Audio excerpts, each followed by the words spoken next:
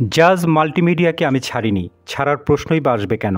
জাজ মাল্টিমিডিয়া আমার ঘর, আমি জাজ মাল্টিমিডিয়ায় কাজ করছি। কয়েকদিন আগে আমি মাসুদ রানার একটা অংশের কাজ করেছি, পরবর্তীতে আমার জাজ মাল্টিমিডিয়ার সাথে কাজ করার প্ল্যান চলছে, তাই ছাড়ার প্রশ্নই ওঠে না।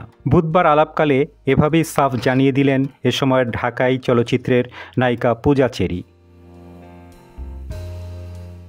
পূজা চেরির কেরিয়ার শুরু হয় জাজ মাল্টিমিডিয়ার ব্যানারে। জাজের নায়িকা হিসাবে বেশ কয়েকটি সিনেমার নায়িকা চরিত্রে অভিনয় করেন তিনি।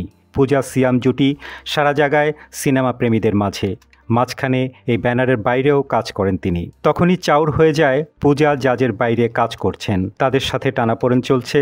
তাই ধারণা পরিষ্কার করতেই এক প্রশ্নের জবাবে পূজা জানান জাজ তার ঘর,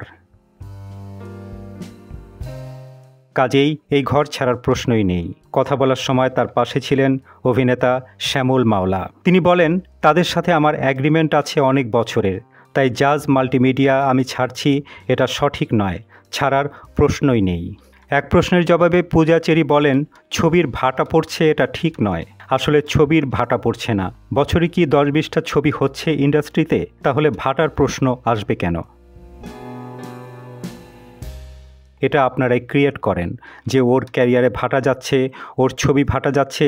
এগুলো বাদ দিয়ে নেগেটিভের বদলে পজিটিভ দিকগুলো তুলে ধরুন। পূজা বলেন, আপনারা সাংবাদিকরা যত বেশি পজিটিভ নিউজ করবেন আমাদের ইন্ডাস্ট্রির তত মঙ্গল হবে।